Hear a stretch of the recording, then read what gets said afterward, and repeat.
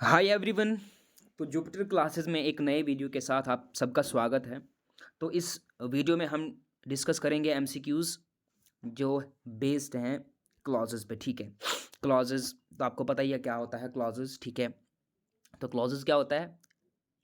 एक सेंटेंस का हिस्सा होते हैं, पार्ट होते हैं जिनका अपना अपना ही एक सब्जेक्ट होता है और प्रेडिकेट होता है। ठीक है, समझ गए बात को? या फिर ऑब्जेक्ट होता है, वर्ब भी होता है उनमें से। ठीक है, अब पहला क्वेश्चन है, इसमें क्या क्या रहेगा कि आपको एक सेंटेंस दिया जाएगा। ठीक है, और उस सेंटेंस का कोई हिस्सा जो है जिसमें वो क्लॉज क्या कहते हैं होल्ड करता है, उसको क्या कर दिया जाएगा? उसको अंडरलाइन कर दिया जाएगा, जिस तरीके से यहाँ पे आप देख रहे हैं। ठीक है, तो ऐसे में क्या पूछा जाएगा आपसे कि जो अंडरलाइन किया गया हुआ वर्ड है, सॉरी वर्ड्स हैं, ठीक है, आप ये बताइए कि वो किस टाइप का क्लॉज है। ठीक है, या फिर सिंपल से आपको पूछा जाएगा कि फलाने सेंटेंस में या दिए गए सेंटेंस में जो है किस टाइप का क्लॉज इस्तेमाल किया गया है। ठीक है, समझ गए बात को? तो इसलिए पहला क्वेश्चन देख लो कि पहला क्वेश्चन है कि some people buy expensive phones simply because they can. ठीक है, and the options are noun clause, adverb clause, adjective clause या फिर नन। ठीक है, तो क्या कहते हैं, अब आपको आंसर देना। तो इस क्वेश्चन का जो आंसर है वो है ऑप्शन नंबर बी। वो क्यों है? याद रखना कि जब आपका जो क्लॉज है वो किस टाइप के क्वेश्चंस का आंसर देने लग जाए, जैसे आपका वाई है, ठीक है, वेयर है, व्हेन है, ठीक है, वगैरह वगैरह। ठीक है, इस टाइप के क्वेश्चंस का आंसर अगर आपका क्लॉज दे रहा है तो ऐसे में वो क्लॉज आपका एडवर्ब क्लॉज कहलाएगा। जैसे यहाँ पे देख लीजिए कि some people buy expensive phones. अब कुछ लोग जो है वो बहुत महंगे फ़ोन्स खरीदते हैं। क्यों खरीदते हैं? क्यों खरीदते हैं? Why? Because they can. Because they can, क्योंकि वो कर सकते हैं, या क्योंकि वो खरीद सकते हैं, इसका यहाँ पे ये मतलब निकलता है। ठीक है, तो चूंकि ये वाई टाइप का क्वेश्चन का आंसर यहाँ पे दे रहा है ये वाला क्लॉज, तो इसीलिए ये क्लॉज जो है एडवर्ब क्लॉज कहलाएगा। तो option number B is the correct. Here is question number 2. Identify the type of the clause in the sentence. Many people hope that Sri Lanka can resolve its economic problems. ठीक है, आप देख लीजिए, ये आपका sentence है और ये आपके ऑप्शंस हैं, non clause, adjective clause, adverb clause या फिर कुछ भी नहीं। ठीक है, अब आपने इसमें आइडेंटिफाई करना है मैनी पीपल होप।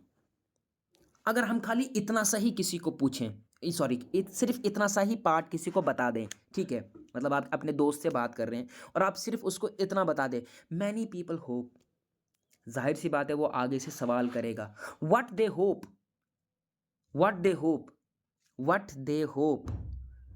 ठीक है, many people hope what, many people hope that Sri Lanka can resolve it's economic problems. तो यहाँ पे जो है व्हाट वाले क्वेश्चन का जो है आपको आंसर मिल रहा है। तो जहाँ पे आपको ये दिखे कि आपका जो क्या कहते हैं क्लॉज है वो किस टाइप ऑफ क्वेश्चन का आंसर कर रहा है। ठीक है, यानी किस टाइप ऑफ क्वेश्चन का आपको आंसर मिल रहा है, व्हाट टाइप। ठीक है, व्हाट टाइप ऑफ क्वेश्चन का अगर आपको आंसर मिलने लग जाए तो इसका मतलब जो है वो क्लॉज जो है आपका नॉन क्लॉज है। तो option number A is the correct. ठीक है, नेक्स्ट क्वेश्चन देख लो। नेक्स्ट क्वेश्चन है identify the type of clause in the sentence, और the sentence is the bankers need to know what they should do. The bankers need to know what they should do. इसमें भी देख लीजिए, अगर आप खाली इतना सा सेंटेंस किसी को बता दें, इस सेंटेंस का खाली इतना सा हिस्सा किसी को बता दें, the bankers need to know, जाहिर सी बात है आगे से सवाल आएगा, what they need to know, what they need to know, what they should do. The bankers need to know what they should do. तो ये भी व्हाट टाइप ऑफ क्वेश्चन का आंसर ही कर रहा, मतलब दे रहा है। तो जाहिर सी बात है ये हमारा ऑप्शन नंबर ए जो है वो करेक्ट होगा, यानी कि it is also a noun clause. ठीक है, हाँ, नेक्स्ट क्वेश्चन है भाई, which one is the person who stole your car. ठीक है, which one is the person who stole your car. ठीक है, अब आप यहाँ पे हु देखेंगे तो आप इसे कंफ्यूज करेंगे नॉन क्लास से। ठीक है, क्योंकि अक्सर नॉन क्लास जो हैं हु, व्हाट, दैट वगैरह इस टाइप के वर्ड से शुरू होता है। लेकिन यहाँ पे आपने ये चीज़ देखनी है कि चलो सबसे पहले ये ऑप्शंस हैं आपके सामने, non clause, adverb clause, adjective clause या फिर कुछ भी नहीं। ठीक है, तो इसका जो आंसर रहने वाला है वो है ऑप्शन नंबर सी, यानी इसमें जो है एडजेक्टिव क्लास का इस्तेमाल हुआ है। ठीक है, क्यों हुआ है? क्योंकि आप यहाँ पे ध्यान देना कि ये जो पर्सन है ये क्या है, ये नॉन है, ठीक है, ये क्या है, नॉन है। Which one is the person who stole your car, ठीक है। अब क्या है, ये इसे सवाल कर रहा है किसके बारे में, इस आदमी के, who one is the person, ठीक है, who one is the person. अब इस पर्सन के बारे में थोड़ी सी एक्स्ट्रा इंफॉर्मेशन हमें मिल रही है किससे, हु स्टोल योर कार, ठीक है। मिसाल के तौर पर हम किसी को बता रहे हैं which one is the person, ठीक है, हमें उतना पता नहीं चल पाया इससे, ठीक है। लेकिन जब हमने थोड़ा सा एक्स्ट्रा ऐड कर दिया इसमें, हु स्टोल योर कार, जब हमने हु स्टोल योर कार लगा दिया, हमें हमारे जहन में पूरा आ गया कि हाँ ये उस बंदे की बात कर रहा है जिसने गाड़ी चोरी करी है, ठीक है। तो ये जो है, ये क्लॉज जो है, ठीक है, हु स्टोल योर कार जो है, यानी ये वर्ड्स जो है वो किसको मॉडिफाई कर रहे हैं, किसके मीनिंग में इजाफा कर रहे हैं, ठीक है, वो है आपका पर्सन। ये जो आपका क्या कहते हैं, ये जो आपका नॉन है, इसके मीनिंग में मॉडिफिकेशन हो रही है, तो इसीलिए ये एडजेक्टिव क्लॉज कहलाएगा, याद रखना, ठीक है। क्वेश्चन नंबर 5 है, identify the type of clause in the sentence and the sentence is the books which the professor assigned वो वेरी एक्सपेंसिव। द बुक्स, याद रखना, the books which the professor assigned were very expensive, ठीक है। तो इसका भी भाई हाँ, ऑप्शन नंबर सी ही करेक्ट है, यानी एडजेक्टिव क्लॉज ही है। क्यों है एडजेक्टिव क्लॉज, क्योंकि किन बुक्स के बारे में बात करी जा रही है भाई, ठीक है, उन बुक्स के बारे में बात करी जा रही है जो प्रोफेसर ने असाइन करी हैं, ठीक है, द बुक्स। तो ये जो विच द प्रोफेसर असाइंड, ठीक है, इन बुक्स के बारे में एक्स्ट्रा इंफॉर्मेशन मिल रही है इस क्लॉज से, विच द प्रोफेसर असाइंड, ठीक है, द बुक्स, सिंपल सी बात है, द बुक्स कोई सी भी बुक हो सकती है। लेकिन जब हमने which the book which the professor assigned लगा दिया, यानी कि इसने जो है, इस क्लॉज ने जो है इस नॉन को, ठीक है, इस कॉमन नाउन को क्या कर दिया है, मॉडिफाई कर दिया, इसके मीनिंग में इजाफा कर दिया, हमें और पता लग गया किस वाली बुक की बात करी जाए या फिर कौन सी बुक्स की बात करी जा रही है, उन बुक्स की बात करी जा रही है जो प्रोफेसर ने असाइन करी है, तो इसीलिए ये भी एडजेक्टिव क्लॉज हो जाएगा।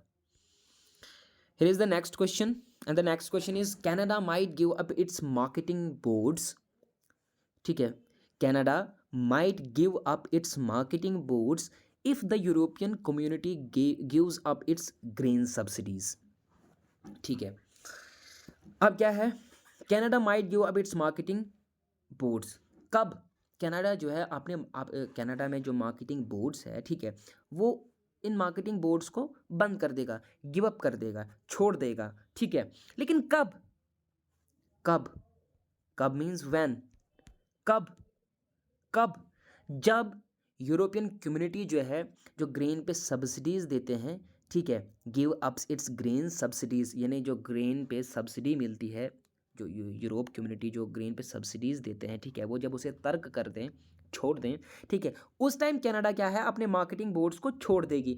तो ये जो क्या कहते हैं आपका क्लॉज है, if the European community give up it's grain subsidies, ये किस टाइप ऑफ क्वेश्चन का आंसर करिए, व्हेन, ठीक है। तो ये भी जो है आपका एडवर्ब क्लॉज ही हो जाएगा, ठीक है। So option number C will be the correct.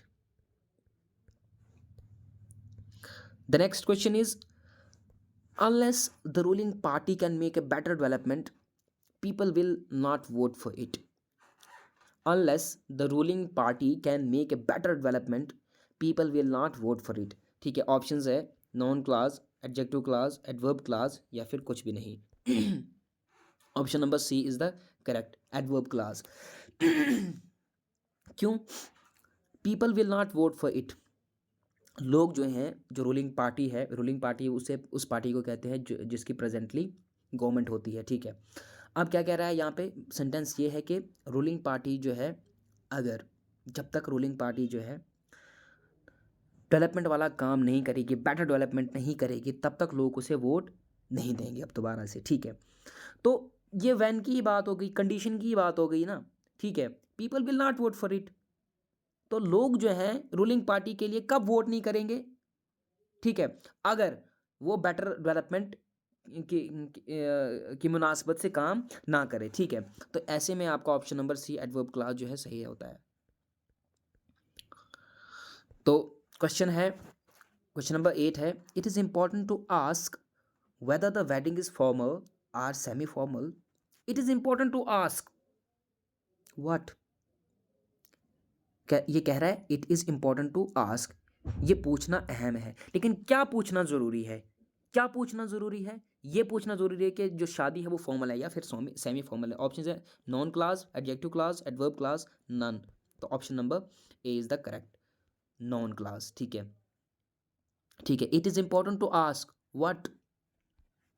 what is important to ask, it is important to ask whether the wedding is formal or semi formal. So option number A is the correct answer, याद रखना।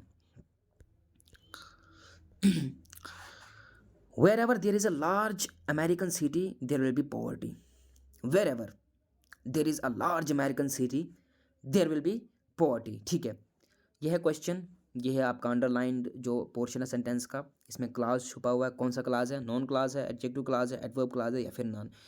ये options हैं and option number C is the correct, adverb clause. क्यों?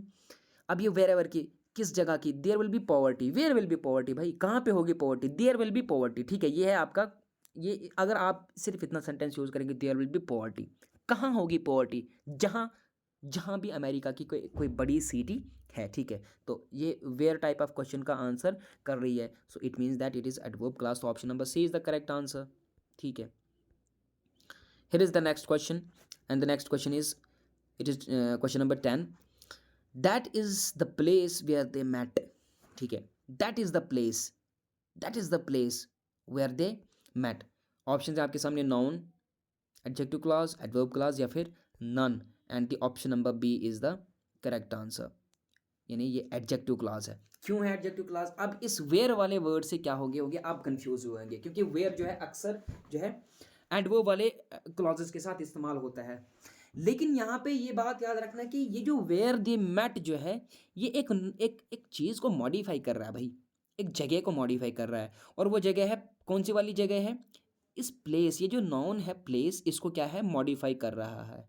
कौन कर रहा है modify? ये वाला पोर्शन, यानी ये जो क्लॉज है। ठीक है, तो चूंकि ये एक नॉन को मॉडिफाई करता है, तो एडजेक्टिव का काम क्या होता है भाई? एडजेक्टिव का काम क्या होता है?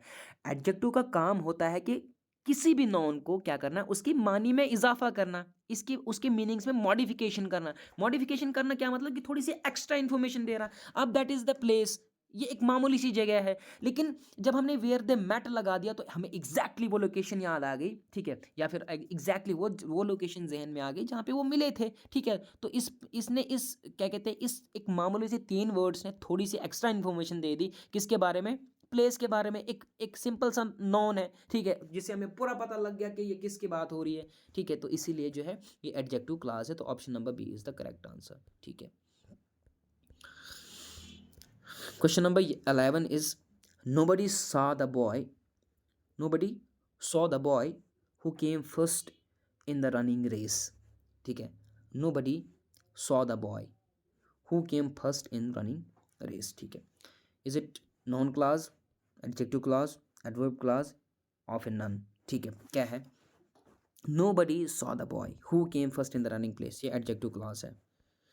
B is the correct answer, क्योंकि ये जो है ये इस बॉय नॉन, ये जो नॉन है बॉय, इसको मॉडिफाई कर रहा है, तो ये एडजेक्टिव क्लॉज कहलाएगा। ठीक है, so option number B is the correct answer. Next question is question number 12, and the question is, I know who actually did this.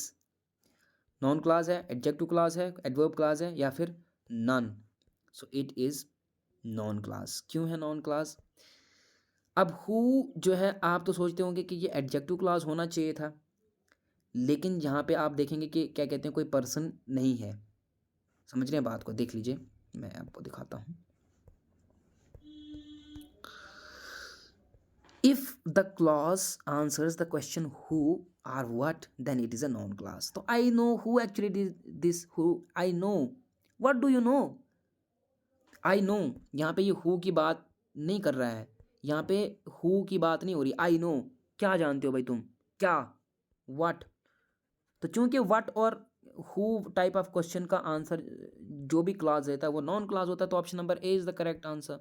ठीक है, here is question number 13, and the question number 13 is, Neena and Madhavi were not happy with the send off party which we had organised. Simple है भाई, ये adjective clause है। ठीक है, क्योंकि ये पार्टी जो है नाउन है। ठीक है, और इस पार्टी और इस नाउन को कौन मॉडिफाई कर रहा है? Which we had organised. So option number B is the correct answer. ठीक है, क्वेश्चन नंबर 14 है, he behaves as one might expect him to behave. अब बताइए इसमें किस टाइप का क्लॉज इस्तेमाल हुआ, noun clause, adjective clause, adverb clause या फिर none.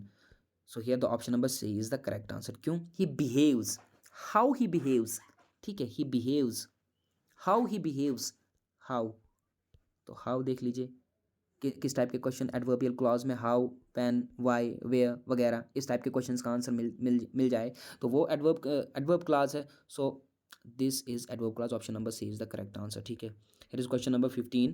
The question number 15 is the claim that he expressed, the claim that he expressed, option number C is the correct answer, ठीक है। हियर क्यों? Adverb clause है। अब किसकी बात हो रही है? The claim, which one claim, which claim, the claim, which claim, वो वाला क्लेम जो उसने एक्सप्रेस किया। So option number C is the correct answer. बाकी सब इजी हैं यार, इसलिए मैं चल रहा हूँ तेज। Question number 16 is they told us why they are doing that, they told us what they told us what, why they are doing that, noun clause, adjective clause, adverb clause या फिर noun clause। Option number A is the correct answer, ठीक है। yes, A is the correct answer, it is noun clause। here is question number 17 and the last question of this series। question number 17 is, here is the copy you want, noun clause, adjective clause, adverb clause या फिर none। Option number B is the correct, it is adjective. Here is the copy, इस copy क्या है? एक noun है और इसको कौन मॉडिफाई कर रहा है? You want. So option number B is the correct, ठीक है। तो ये थी आज की एक छोटी सी वीडियो। Thanks for watching.